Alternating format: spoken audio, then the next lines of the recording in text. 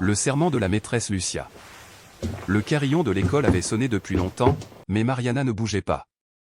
Autour d'elle, les pupitres étaient vides, les cahiers sagement empilés, et le couloir résonnait encore du tumulte des enfants qui s'étaient rués dehors, leur rire rebondissant contre les murs poussiéreux.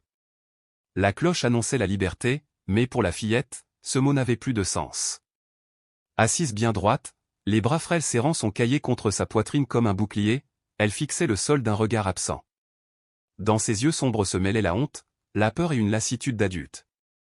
Madame Lucia, l'institutrice, refermait le registre du jour lorsqu'elle remarqua cette immobilité étrange. Elle s'approcha doucement. « Tu ne rentres pas chez toi, ma chérie ?» Mariana leva vers elle un visage pâle, des yeux embués de larmes contenues.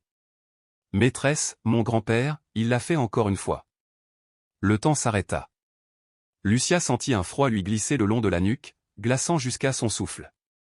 Elle cligna des yeux, incrédule, comme si les mots s'étaient heurtés à quelque chose d'impossible à concevoir. « Qu'est-ce qu'il a fait, encore une fois ?» demanda-t-elle d'une voix qui tremblait malgré elle. « Il dit que c'est un secret, que si je parle, maman sera fâchée. » Ces mots sortirent à peine, étouffés, comme s'il blessait l'air lui-même. Le silence se fit dense, presque sacré. Lucia s'agenouilla à la hauteur de la petite. Elle prit ses mains glacées dans les siennes, de petites mains qui tremblaient, non de froid, mais de terreur. Elle inspira longuement pour ne pas pleurer. Elle avait déjà entendu des histoires semblables dans d'autres écoles, d'autres villages, mais jamais elle n'aurait imaginé qu'un tel enfer puisse s'infiltrer ici, dans sa propre classe, cet endroit qu'elle croyait inviolable. L'horloge marquait 16h15. Dehors, le soleil déclinait lentement, dorant de cuivre les vitres tachées de craie. « Est-ce qu'il t'a fait mal, Mariana ?» La fillette hocha imperceptiblement la tête. « Quand maman dort, il entre dans ma chambre ?» Le cœur de Lucia se serra si fort qu'elle crut s'effondrer. Elle leva les yeux vers le crucifix accroché au-dessus du tableau, cherchant dans ce visage immobile la force de ne pas céder à la panique. « Tu es en sécurité maintenant, » murmura-t-elle. « Personne ne te fera de mal tant que je serai là. » Elle sortit son téléphone d'une main tremblante et composa le numéro de la police. Sa voix, bien que basse, vibrait d'une autorité nouvelle, celle qu'on trouve quand il n'existe plus d'autre choix que d'agir. À l'autre bout du fil, on lui recommanda de garder l'enfant à l'intérieur, sous protection, jusqu'à l'arrivée d'une patrouille. Lucia raccrocha.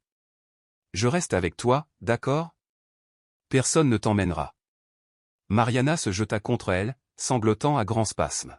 « Je ne veux pas y retourner. » Lucia la serra contre elle, sentant ce petit corps raide de peur. Au loin, dans le couloir, on entendait le bruit d'un balai et l'odeur familière du pain chaud de la vendeuse Rosa. Le monde, indifférent, continuait sa ronde, ignorant qu'ici, une vérité venait de fracturer des vies entières.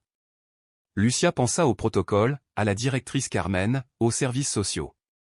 Mais au-delà des règles, il y avait ce regard d'enfant, cette confiance absolue qui ne laissait pas le droit de faillir.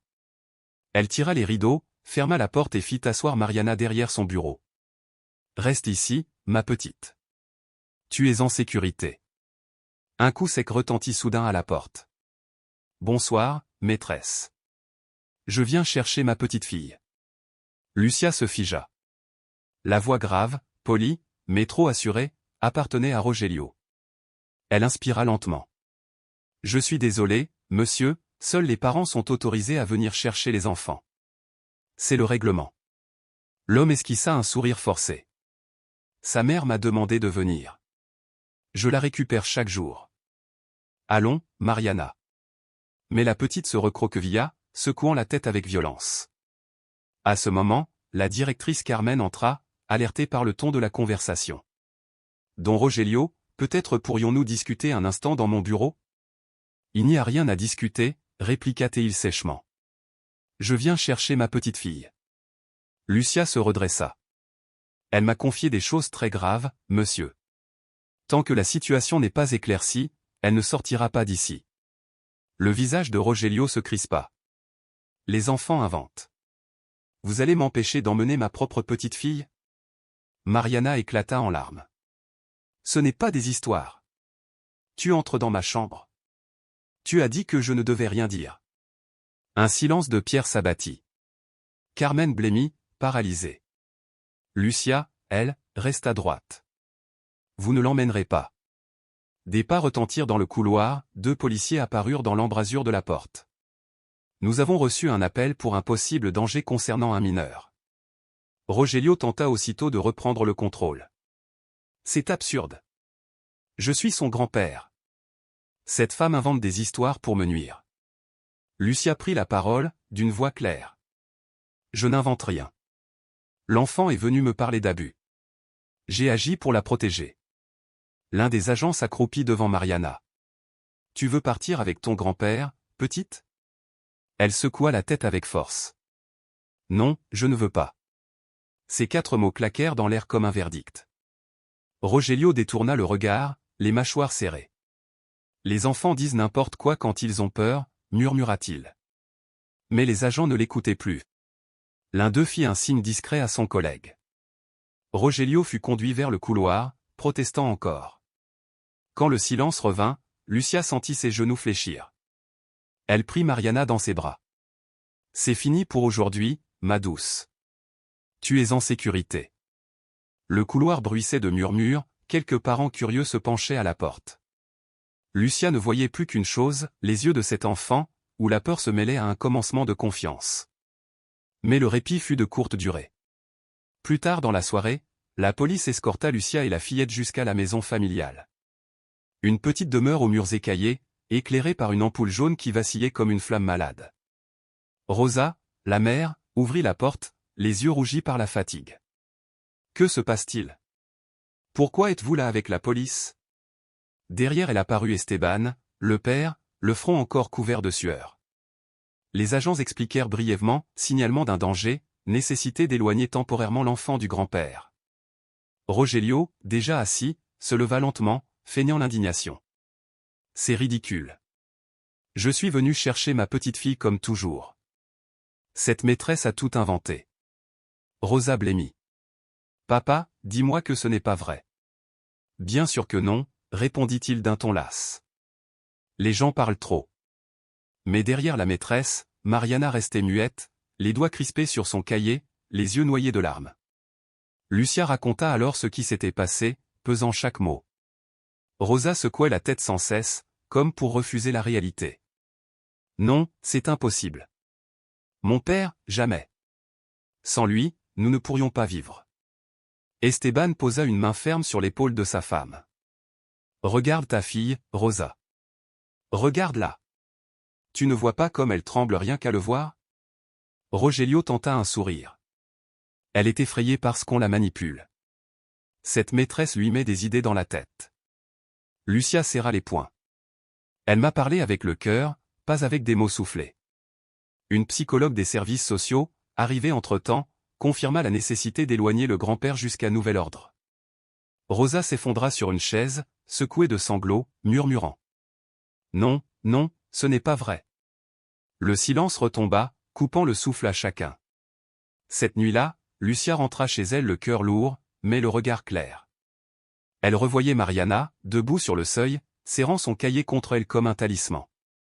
Ne t'en va pas, maîtresse, avait-elle chuchoté. Je reviendrai, je te le promets. Et elle avait tenu parole. Dans la maison désormais calme, Rogelio s'était assis à la table, comme si rien ne s'était passé. Mangeons, dit-il simplement. Rosa, brisée, lui servit la soupe sans un mot. Mariana, tremblante, jouait avec sa cuillère sans oser lever la tête. Chaque tintement de métal la faisait sursauter. Rogelio l'observa longuement, puis esquissa ce même sourire qu'elle connaissait trop bien. Tu vois, tout va bien, murmura-t-il. Mais ces mots, pour l'enfant, résonnaient comme une menace. Dans sa chambre, Rosa pleurait en silence, incapable de fermer l'œil. Dehors, le vent soulevait doucement les rideaux, apportant le lointain bruit des sirènes et le souvenir d'un courage rare, celui d'une maîtresse qui avait choisi de ne plus se taire. Sous la lumière tremblante du soir, Lucia repensa aux mots de sa grand-mère. Dieu protège ceux qui protègent les innocents. Ce soir-là, elle comprit que la foi n'était pas seulement prière, mais acte. Elle avait franchi une frontière invisible, celle où l'on cesse d'avoir peur. Et dans un coin de son cœur, une certitude douce et lumineuse s'imposa. Elle avait sauvé une vie. La promesse de Rosa. Sa tête bourdonnait de doutes et de remords. La voix de Lucia résonnait encore dans sa mémoire. Votre fille a besoin de protection. Mais protection contre qui? Contre son propre père? L'idée la déchirait de l'intérieur. Rosa revoyait les souvenirs d'enfance, les dimanches de rire, les jours de fièvre où il veillait près de son lit, les bras rassurants, les gestes tendres. Non, pensait-elle, il ne pouvait pas. Pas lui. Et pourtant, à ses côtés, Esteban restait éveillé, le regard fixé dans l'obscurité. Le silence entre eux devenait un gouffre. Rosa finit par murmurer, la voix cassée. On ne peut pas cacher le soleil avec un doigt. Mariana a peur de lui. Elle se tourna vers son mari, les larmes aux yeux. C'est mon père, Esteban, je ne sais plus quoi faire. Il posa doucement sa main sur son épaule. Tu sais très bien quoi faire. Protéger ta fille. Ces mots suspendus dans la nuit résonnèrent comme un jugement. Le vent s'était levé dehors, la flamme du porche vacillait comme une bougie prête à mourir. Lucia, de retour chez elle, priait à genoux, les mains tremblantes. Elle savait que le lendemain apporterait davantage de menaces, peut-être pire encore. Mais au fond d'elle, une conviction grandissait, certaines batailles ne se choisissent pas, elles vous choisissent. Et celle-ci, elle avait juré de ne plus jamais détourner le regard. Dans la maison, personne ne dormit. Quand le jour se leva, la routine tenta maladroitement de recouvrir le chaos de la veille. L'odeur du café et du pain chaud flottait dans l'air, mais la tension s'incrustait dans les murs comme une tache invisible. Mariana s'habillait pour l'école sans un mot, ses gestes mesurés, ses yeux fuyant la silhouette du grand-père assis à la table, feuilletant le journal d'un air paisible. Rosa la coiffait en silence, chaque coup de peigne tremblant. Esteban ajusta sa cravate avant de partir. Si quelque chose arrive, appelle-moi, dit-il simplement. Rosa hocha la tête sans le regarder. Rogelio, le grand-père, embrassa sa petite-fille sur le front. Un simple geste mais suffisant pour la faire frissonner et se reculer d'instinct. Personne ne dit rien, mais tous virent l'ombre qui passait dans ce contact. Dans ce baiser, il y avait le venin d'un secret. Dehors, le soleil réchauffait les tuiles, à l'intérieur, un froid plus profond s'étendait, celui du doute, de la peur, et d'une vérité prête à éclore. Quelques jours plus tard, la procureure convoqua la famille au centre du DIF. Le bâtiment, clair et modeste, respirait la bienveillance, dessins d'enfants, murs pastels. Pourtant, l'air y pesait lourd de silence. Lucia attendait dans le couloir, serrant une chemise contre sa poitrine. Chaque minute semblait une éternité. Plus loin, Rosa et Esteban s'étaient assis côte à côte, muets. Lui, la mâchoire contractée, elle, les doigts mordus, les yeux gonflés. Une psychologue, Andrea, au sourire discret, ouvrit la porte. Mariana, tu peux entrer quand tu veux. La fillette se leva lentement. Elle portait son chandail rose, celui du premier interrogatoire, encore imprégné d'odeur de craie et de peur. Lucia posa une main douce sur son épaule. Ici, tu es en sécurité, ma petite. Andrea déposa des feuilles blanches devant elle. Tu peux dessiner ce que tu veux. Personne ne te jugera. Le crayon resta suspendu longtemps. Puis, lentement, la mine traça une chambre, une porte entr'ouverte, une grande silhouette d'homme près d'un petit lit. Quand elle eut terminé, elle repoussa la feuille du bout des doigts. Andrea demanda doucement. Qui est cet homme? Mariana baissa la tête. C'est mon grand-père. Il vient quand maman dort. Le cœur d'Andrea se serra. Et que fait-il quand il vient? La petite serra la feuille jusqu'à la froisser. Il dit que c'est un secret. Que si je parle, maman se fâchera.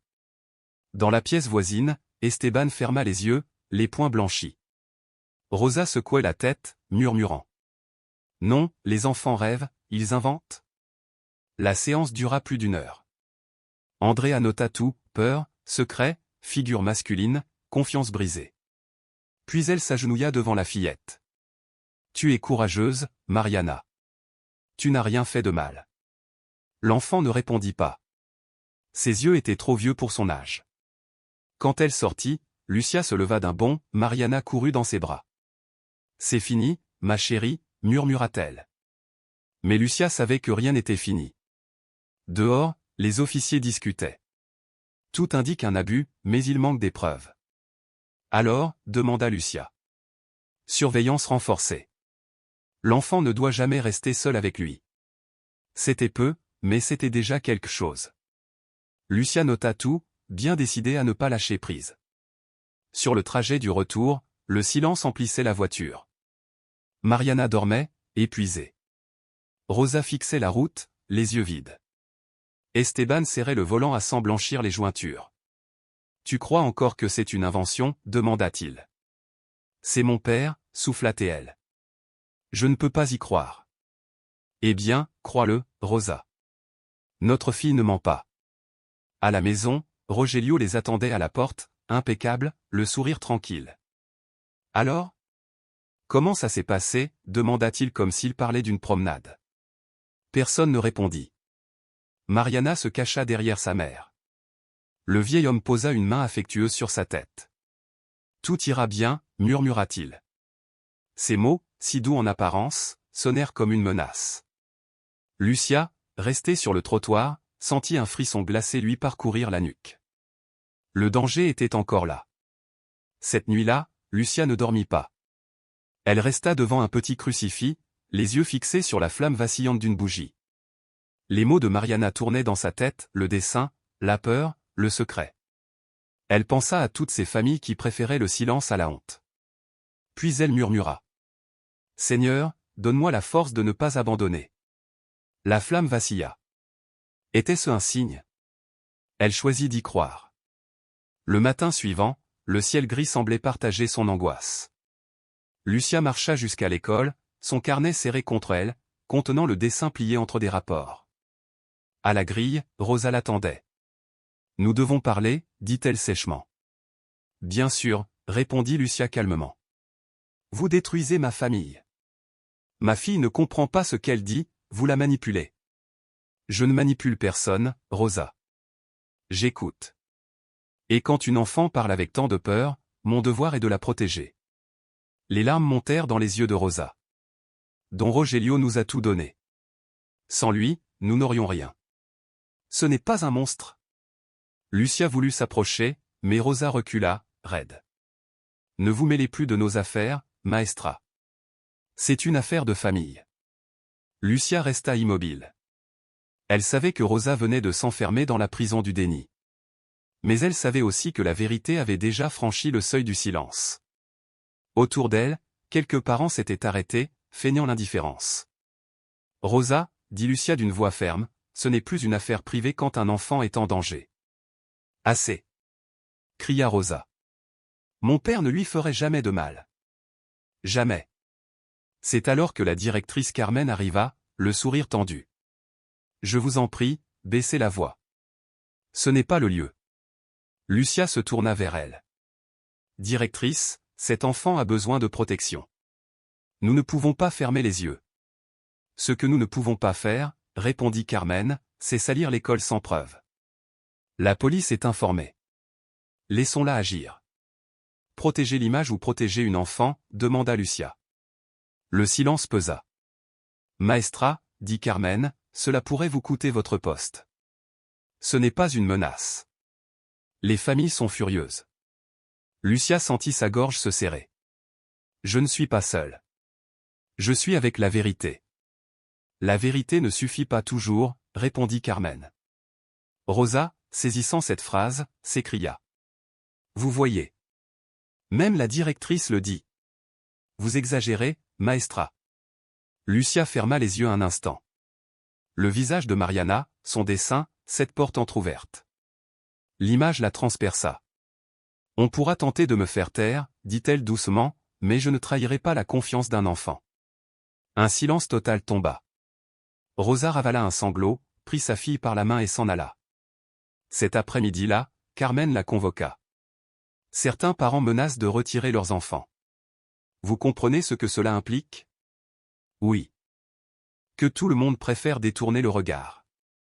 Mais si je le fais aussi, qui restera pour protéger cette petite? Laissez cette affaire aux autorités. Ce n'est pas votre rôle. Mon rôle, c'est de protéger mes élèves. Si je ferme les yeux, je deviens complice. Alors assumez les conséquences, trancha Carmen. Lucia quitta le bureau, le cœur lourd. Mais en entendant les rires des enfants dans la cour, elle retrouva un peu de force. Cette nuit-là, dans son petit appartement, elle écrivit un rapport précis, méticuleux, chaque événement, chaque mot, chaque menace. Elle fit plusieurs copies, nota les dates et les noms. Sur le coin du bureau, une petite croix de bois reposait. Elle la saisit et murmura. « Donne-moi le courage de continuer. » Une faible lumière sembla briller dans la vitre. Peut-être un signe. Vers 3 heures du matin, Rosa se réveilla en sursaut. Son sommeil fragile se rompit sans raison apparente. Un craquement dans le couloir. Elle se figea. Peut-être un chat, ou le vent. Mais le bruit revint, plus proche, plus humain. Son cœur battait à tout rompre. Elle ouvrit la porte de sa chambre. Et vit l'ombre de son père glisser devant celle de Mariana. Il avançait lentement, prudent, la main sur la poignée. « Papa » souffla-t-elle d'une voix tremblante. Rogelio sursauta, puis se reprit. « Rosa, ne t'effraie pas. Je voulais juste border la petite, elle s'était découverte. » Le silence qui suivit fut plus effrayant que des cris. « À cette heure-ci » murmura-t-elle. Les yeux de son père brillaient d'un éclat étrange. « Les vieux dorment peu » répondit-il. « Tu t'imagines des choses. » Rosa tourna la tête. Dans la chambre, Mariana était recroquevillée sous les draps. Ses épaules tremblaient. Elle faisait semblant de dormir. Alors, tout s'éclaira. Le mur du déni s'effondra. Les mots de Lucia, le dessin, les larmes, tout prit sens. Une bouffée de rage monta.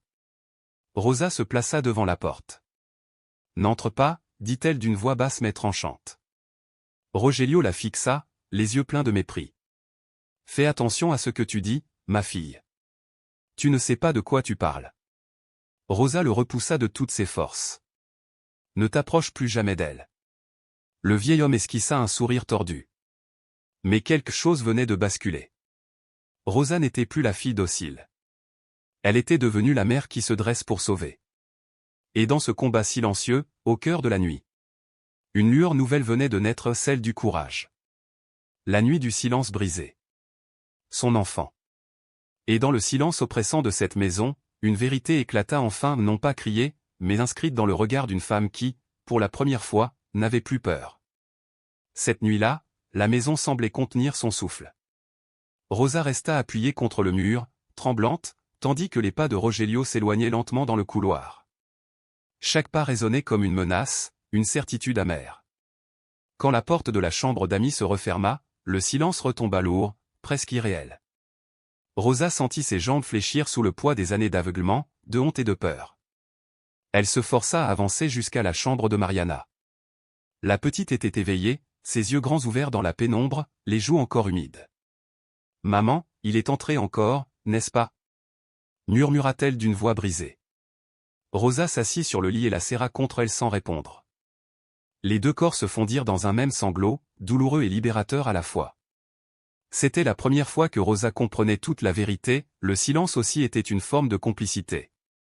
En caressant les cheveux de sa fille, elle fit un vœu silencieux. Cette nuit serait la dernière où la peur régnerait dans sa maison. Sur la tablette, le petit crucifix suspendu depuis des années refléta un éclat discret de lumière comme si la promesse venait d'être entendue. Rosa ne dormit pas. Elle resta assise jusqu'à l'aube, les yeux perdus dans la pâleur du jour naissant. Dehors, les oiseaux commençaient à chanter d'une voix fragile mais nouvelle, comme si le monde se remettait lentement en marche. Dans le salon, l'horloge marquait 5h30.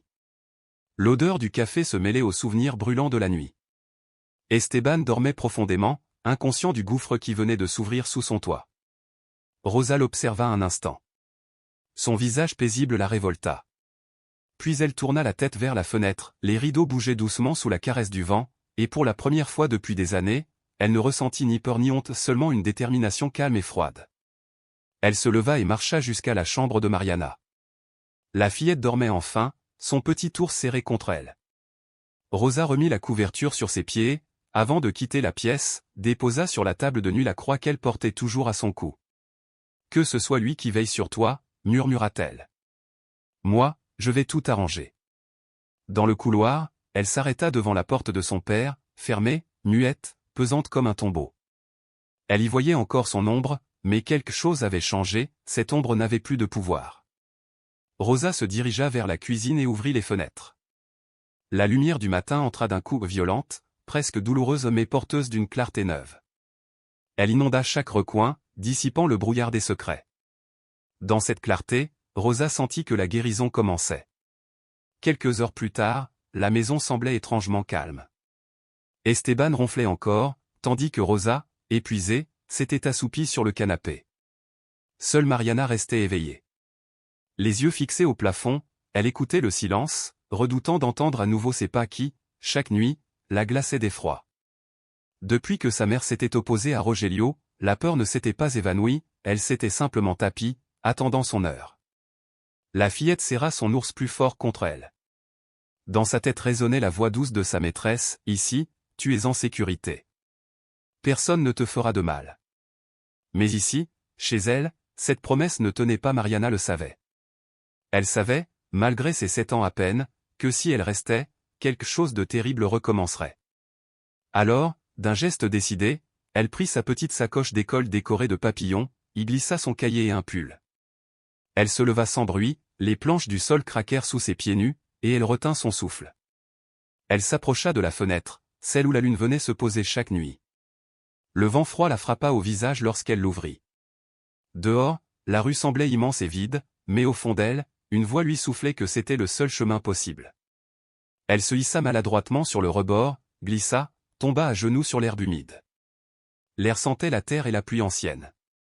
Elle se redressa et marcha pieds nus à travers le jardin, se retournant sans cesse, craignant de voir surgir la silhouette de son grand-père depuis les ténèbres. Rien ne bougeait. Pourtant, la peur s'accrochait à sa peau comme une ombre vivante. Le portail était fermé par un cadenas rouillé. Elle grimpa, s'écorcha les bras et retomba de l'autre côté, haletante. Les larmes coulaient sans qu'elle puisse les retenir, mais elle ne s'arrêta pas. La rue était déserte. Au loin, un chien aboyait, le bruit d'une moto solitaire traversait la nuit. Mariana serra sa sacoche contre elle et se mit à marcher sans direction, guidée seulement par l'instinct de fuir. Les lampadaires clignotaient, laissant de longues bandes de ténèbres entre chaque îlot de lumière. Le froid mordait ses pieds, mais elle avançait, obstinée, répétant dans son cœur un seul mot, école. C'était le seul endroit où elle avait ressenti la sécurité. Elle se souvenait du parfum de la craie, du rire de ses camarades, de la voix de Lucia lui promettant protection. Cette voix devint son étoile. Elle marcha longtemps jusqu'à distinguer la silhouette du bâtiment à la fin de la rue. Tout était noir, fermé, mais son cœur battait d'espoir. Elle courut jusqu'à la grille et frappa de toutes ses forces. « Ouvrez-moi, s'il vous plaît. Ouvrez. » Sa voix frêle résonna dans la nuit, pleine de panique et d'espoir mêlés. Les coups répétés finirent par réveiller don Joaquin, le vieux gardien.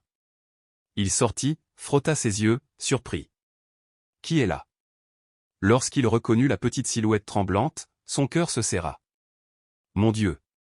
Mariana? Tu t'es enfuie ?» La fillette hocha la tête, sanglotant. « Appelez la maîtresse Lucia. Je ne veux pas rentrer.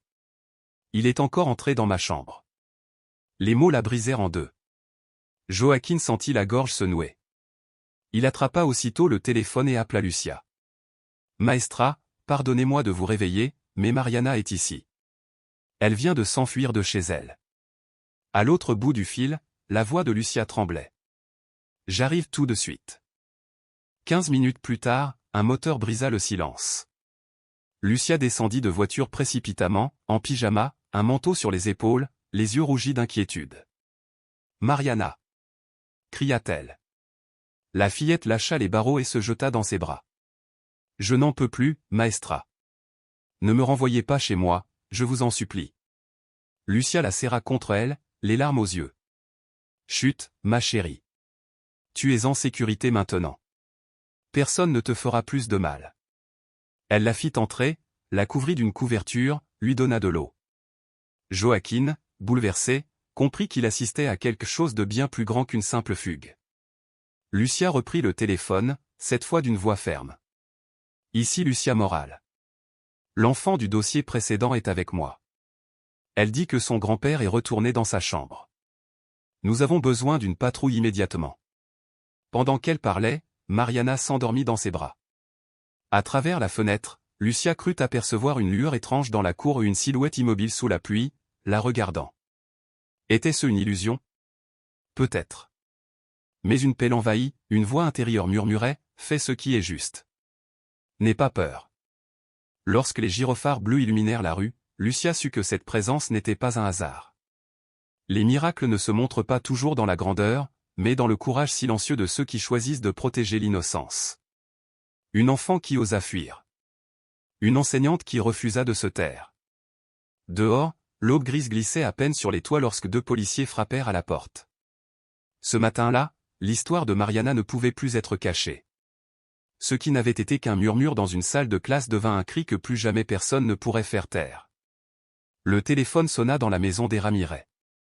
Rosa sursauta, le cœur battant. « Madame, votre fille a été retrouvée seule à l'école. Elle est en sécurité, mais nous avons besoin que vous veniez immédiatement. » Les mots résonnaient irréels. Elle courut réveiller Esteban. Mariana s'est échappée. Elle est à l'école. Rogelio, attiré par le vacarme, apparut dans le couloir, une tasse de café à la main. Pourquoi tout ce drame? Cette gamine exagère. Elle reviendra. Ces mots furent l'étincelle. Rosa le fixa, les yeux pleins d'une rage froide. Un drame? Elle a 7 ans, papa. Esteban s'avança, les poings serrés. Taisez-vous. Rogelio haussa le ton, menaçant. Souviens-toi que c'est ma maison. Si je le veux, demain, vous serez à la rue. Rosa éclata en sanglots, puis trouva une force nouvelle. Je m'en fiche. Je préfère vivre dehors que de continuer à me taire.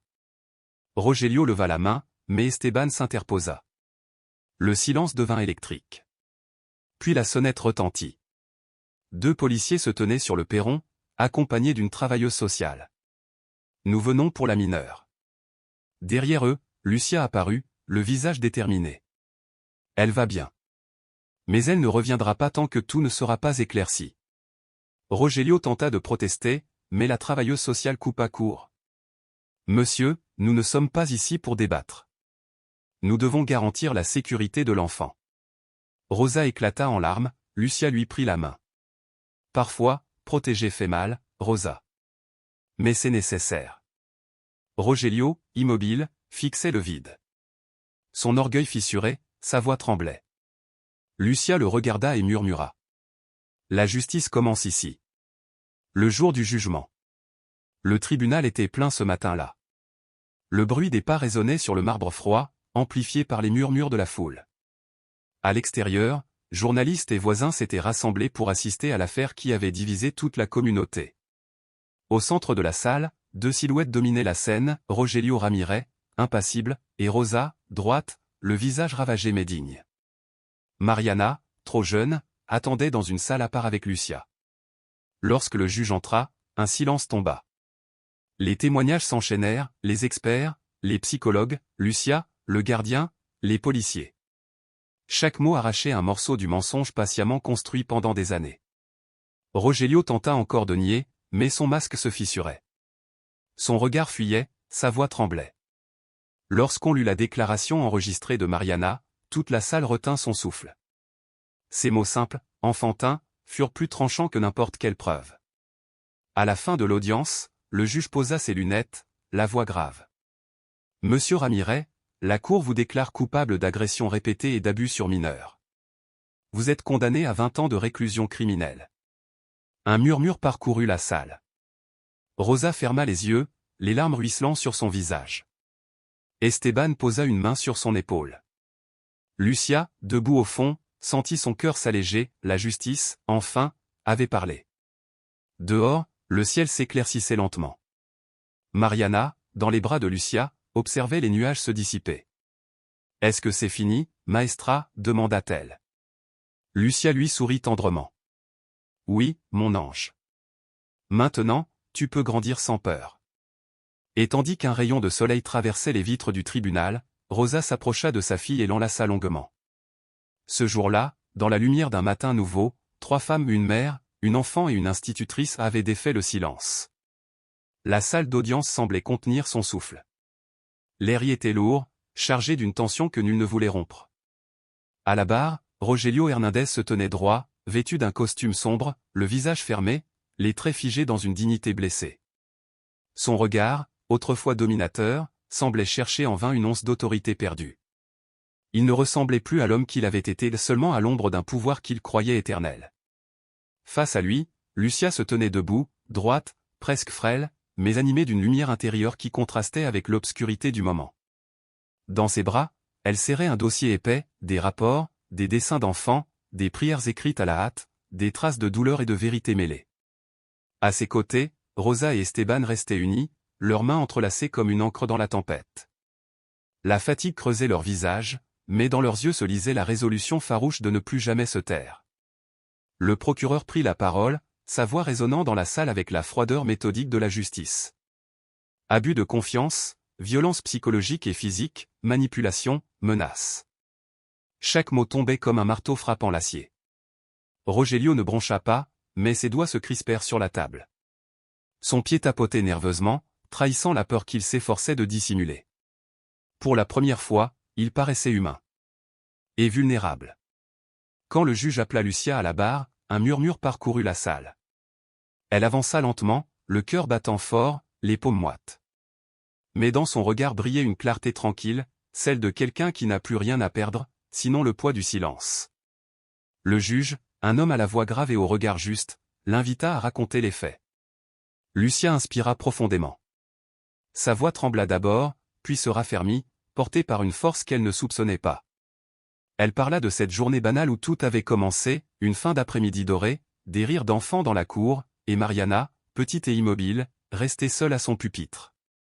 Elle raconta le silence, la peur dans ses yeux, la phrase brisée qui avait tout révélé, « Maîtresse, mon grand-père l'a refait ». Un frisson parcourut la salle. Les mots de Lucia devinrent une marée. Elle parla du choix terrible entre la prudence et la vérité, de l'appel à la police, de la fuite sous la pluie, de la petite fille tremblante dans ses bras. « Je ne parle pas pour moi, dit-elle, la voix ferme. Je parle pour elle. Aucun enfant ne devrait avoir à fuir pour se sentir en sécurité. » Ces paroles planèrent dans l'air comme une prière. Même le juge détourna un instant le regard, bouleversé. Quand Lucia regagna sa place, Rosa la remercia d'un regard plein de larmes. Pour la première fois depuis longtemps, il y avait dans ses yeux une lueur d'espérance. Vint le tour d'Esteban. « Je l'ai vu, déclara-t-il. Cet homme, devant la chambre de ma fille à 2 heures du matin. Il a prétendu vouloir la border. Mais le regard qu'il avait, je ne l'oublierai jamais. » Le silence se fit. L'avocat tenta d'insinuer une erreur d'interprétation. Esteban le coupa net. « Je n'ai rien à interpréter. Je reconnais le regard de la peur dans les yeux de mon enfant. » Puis Rosa fut appelée. Ses pas étaient incertains, ses yeux rougis par les nuits blanches. « Madame Rosa, pourquoi n'avoir rien fait ?» demanda le juge. Elle déglutit difficilement. « Parce que je ne voulais pas y croire. Parce que j'avais peur. Parce que je dépendais de lui. Alors j'ai fermé les yeux. » Sa voix se brisa. Un murmure de compassion traversa la salle. Mais les preuves, elle, parlait sans trembler, les lettres, les menaces, le dessin de Mariana, cette feuille d'enfant qui avait brisé le mur du silence. Le procureur brandit le dessin devant tous. « Voici le vrai témoignage, dit-il. Une porte entr'ouverte. Une ombre. Cette ombre, c'est l'accusé. » Rogelio détourna le regard, blême. Le juge, impassible, frappa de son maillet. Ce tribunal ne juge pas des apparences, mais des faits. Ces mots retentirent comme un glas. Quand la séance fut suspendue, Lucia sortit dans le couloir. Dehors, le ciel s'assombrissait. Elle pensa à Mariana, désormais à l'abri dans un foyer, entourée d'autres enfants. La justice avançait lentement, oui, mais cette fois, elle avançait vraiment. Le jour du verdict, une brume froide enveloppait la ville. Devant le tribunal, une foule s'était rassemblée, visages inquiets, prières murmurées. À l'intérieur, l'atmosphère était lourde de tension et de foi mêlée. Rogelio entra, escorté par 2 agents. Costume noir, cravate stricte, mâchoire serrée. Il tenta de garder contenance, mais la peur perçait dans chacun de ses gestes. Il savait que ce jour-là, son nom allait mourir. Le juge lut lentement. Les témoignages, les expertises et les rapports démontrent des actes répétés d'abus de confiance, de manipulation émotionnelle et de maltraitance. Chaque mot résonnait comme une sentence divine. Rosa pleurait, Esteban lui serrait la main. Lucia, droite, priait en silence. Soudain, Rogelio explosa. Mensonge. Une enfant ne peut pas me détruire.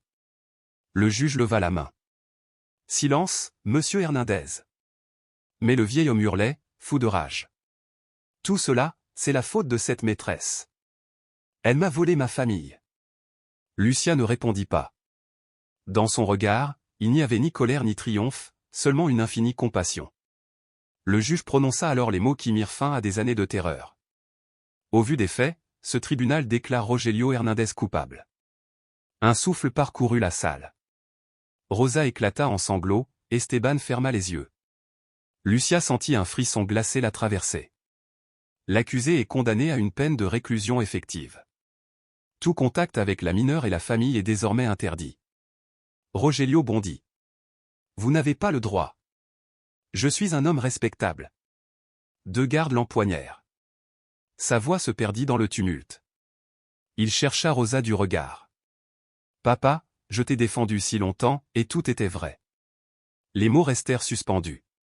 Le silence, cette fois, fut sa punition. Quand il fut emmené, la salle resta figée. L'homme qui avait régné par la peur n'était plus qu'un vieillard brisé. Le juge reprit. Madame Rosa Hernandez, le tribunal reconnaît votre négligence, mais prend en compte votre coopération. Vous suivrez un accompagnement thérapeutique. Rosa hocha la tête, incapable de parler. Lucia serra son petit crucifix dans la paume. Elle se revit cette nuit-là, sous la pluie, tenant Mariana tremblante contre elle. Elle se rappela la promesse murmurée, « Je ne me tairai plus ». Quand la séance prit fin, un rayon de lumière traversa la salle, caressant son visage. Lucia leva les yeux. Dans cette lumière, elle crut voir un signe. La vérité, enfin, sortait de l'ombre. Dehors, la pluie tombait fine, presque sacrée, lavant la ville de ses mensonges. Lucia murmura. C'est terminé, ma petite. Nous avons parlé. Et dans ces mots résonnait toute la rédemption possible, celle des âmes brisées, des enfants sauvés, et des femmes qui avaient osé croire que la vérité pouvait, un jour, devenir justice. Les semaines qui suivirent le procès eurent la lenteur d'une convalescence. Dans le petit village, la nouvelle s'était répandue comme un souffle mêlé de stupeur et de soulagement, l'homme intouchable était tombé. Mais pour Rosa, pour Lucia, pour Esteban et surtout pour la petite Mariana, la victoire n'avait rien d'une fête. C'était une plaie encore vive, un chemin long vers la lumière. Lucia, de retour dans sa petite maison, passait souvent de longues soirées à prier devant la flamme d'une bougie. Sa Bible ouverte sur la table, elle relisait les psaumes, « Le Seigneur est ma lumière et mon salut, de qui aurais-je peur ?» Ces mots, elle les avait tant de fois récités pour tenir debout. Aujourd'hui encore, elle en sentait la vérité couler dans ses veines. Mais quelque chose avait changé, elle n'était plus seule à porter le poids du monde. Un matin de printemps, elle reçut une lettre. C'était Rosa. Une écriture tremblée, hésitante, mais sincère. Chère Lucia. Je n'ai pas dormi depuis le verdict. J'ai voulu te haïr, puis je me suis regardé dans le miroir et j'ai compris, tu n'étais pas mon ennemi, tu étais ma délivrance. Si Dieu t'a mise sur notre route, c'est pour que la vérité sorte de sa tombe. Je veux te revoir, si tu acceptes. Lucia posa la lettre sur la table, émue. Elle hésita longtemps. Puis elle murmura. Seigneur, si c'est ton œuvre, guide mes pas. Le dimanche suivant, elle prit le bus jusqu'à la petite église de San Miguel. Rosa Y attendait, seule, assise au dernier banc, le visage tourné vers le crucifix. Ses mains serraient un chapelet, et des larmes coulaient lentement sur ses joues. Quand Lucia entra, leurs regards se croisèrent. Aucun mot ne vint d'abord. Le silence disait tout, la honte, la gratitude, la douleur, la reconnaissance. Rosa se leva, tremblante. Je t'ai jugé, Lucia. J'ai cru que tu voulais détruire ma famille. En vérité, tu l'as sauvée. Lucia posa une main douce sur son épaule. Ce n'est pas moi, Rosa. C'est la lumière de Dieu qui a parlé quand plus personne n'osait.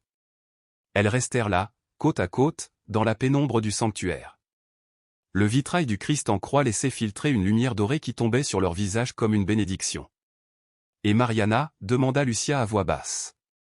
Elle va mieux. Elle parle avec une psychologue. Parfois, elle prie pour toi. Elle dit que tu es son ange. Lucia ferma les yeux. Une larme roula sur sa joue. Je n'ai fait que ce qu'une mère aurait fait. Mais tu l'as fait alors que moi, je n'en avais plus la force. Lucia prit la main de Rosa. Alors reprends-la, cette force. Il n'est pas trop tard. La foi ne guérit pas seulement les blessures, elle les transfigure. Les mois passèrent. L'été ramena la chaleur et les rires des enfants dans les ruelles. Mariana, installée dans un centre d'accueil, commençait à retrouver le goût du jeu. Ses dessins n'étaient plus faits d'ombre et de portes closes, mais de soleil, de chants, d'oiseaux. Lucia venait souvent la voir. Elle s'asseyait dans le jardin, sous un figuier, et parlait doucement. « Tu crois que Dieu m'a oublié ?» demanda un jour la petite fille. Lucia sourit. « Non, ma chérie. Quand tu as pleuré dans la nuit, il t'a entendu. Il t'a envoyé des gens pour te protéger. Même quand on croit qu'il se tait, il prépare déjà le matin. » Mariana leva les yeux vers le ciel. « Alors, je lui dirai merci. » Elle prit la main de Lucia, et ensemble elles récitaient une courte prière. Le vent se leva, jouant dans les branches, et Lucia eut la sensation étrange qu'une présence bienveillante les enveloppait. Un soir, Rosa vint à son tour au centre. Elle avait peur. Peur du regard de sa fille, peur de ce qu'elle trouverait dans ses yeux. Lucia l'accompagna. Dans la salle commune, Mariana jouait avec d'autres enfants. Quand elle vit sa mère, elle hésita. Ses doigts lâchèrent la poupée. Le temps sembla s'arrêter. Rosa s'agenouilla lentement, la voix brisée. « Pardonne-moi, mon ange. Pardonne-moi de ne pas t'avoir cru. Pardonne-moi d'avoir eu peur quand j'aurais dû me battre. » La petite resta immobile. Puis, d'un geste hésitant, elle s'approcha et posa une main sur la joue de sa mère. « Tu es revenue ? » ?»« Oui, et je ne partirai plus. » Elles s'enlacèrent longuement.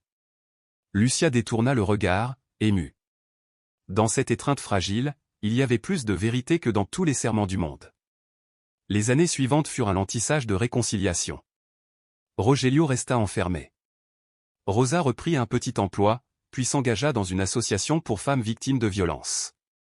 Esteban, fidèle et patient, resta à ses côtés, l'aidant à reconstruire ce que la honte avait détruit. Lucia, de son côté, fut invitée à témoigner dans des écoles, des paroisses, des conférences. On l'écoutait avec respect, parfois avec larmes.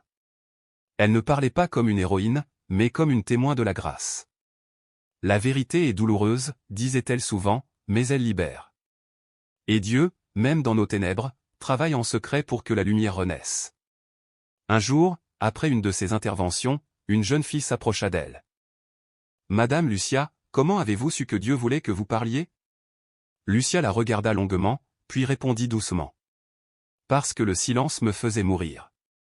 Et quand j'ai enfin parlé, j'ai senti son souffle passer à travers mes mots. » Un matin d'automne, Lucia reçut un appel inattendu. C'était Mariana. « Je voulais te dire merci. »« Pourquoi, ma chérie ? » ?»« Parce que j'ai compris que Dieu ne m'a pas abandonné. J'ai lu ce que tu dis aux autres enfants, et moi aussi, je veux aider. Je veux devenir psychologue. » Lucia sentit sa gorge se serrer. « Tu seras merveilleuse. Et souviens-toi, guérir les autres, c'est prolonger le travail de Dieu. » Un silence. Puis la voix douce de Mariana. « Tu crois qu'un jour, je pourrai pardonner à mon grand-père ?» Lucia prit le temps de répondre. « Pardonner ne veut pas dire oublier. C'est laisser Dieu juger à ta place, pour que ton cœur retrouve la paix. Alors je vais essayer. » Les années passèrent encore. Lucia vieillit. Ses cheveux blanchirent, sa voix se fit plus douce, presque pastorale. Un soir, elle monta à la colline qui dominait le village. Le soleil se couchait lentement, teintant le ciel de pourpre et d'or. Elle s'agenouilla dans l'herbe, le cœur empli d'une paix qu'elle n'avait jamais connue. « Merci, Seigneur, » murmura-t-elle. « Tu as pris mes faiblesses et tu en as fait un instrument de justice. Tu as transformé la peur en courage, la honte en lumière. » Un vent léger souffla, portant avec lui l'odeur du jasmin. Dans le lointain, les cloches de l'église sonnèrent l'Angélus. Lucia ferma les yeux. Elle revit le visage de Mariana, les bras de Rosa, la pluie de ce soir ancien, tout se confondait dans une clarté blanche, apaisante. Et dans le silence, Elle crut entendre une voix non pas celle d'un homme, mais celle du ciel. Tu as parlé pour les muets, tu as levé les mains des opprimés. Désormais, repose en ma paix. Une larme roula sur sa joue. Elle sourit. Le soleil disparut à l'horizon, et la première étoile s'alluma dans le ciel. Des années plus tard, une plaque fut installée devant l'école. À la mémoire de Lucia Alvarez, enseignante, témoin de vérité, messagère de lumière. La justice brille comme l'aube pour ceux qui n'ont pas eu peur d'aimer. Chaque matin, les enfants passent devant et s'arrêtent un instant. Parmi eux, une jeune femme Mariana pose parfois une main sur le marbre froid et murmure. Merci, Lucia. Grâce à toi, je crois encore à la lumière. Elle lève les yeux vers le ciel. Et à travers les nuages, un rayon semble répondre, pur et doré, comme une prière qui ne s'éteint jamais.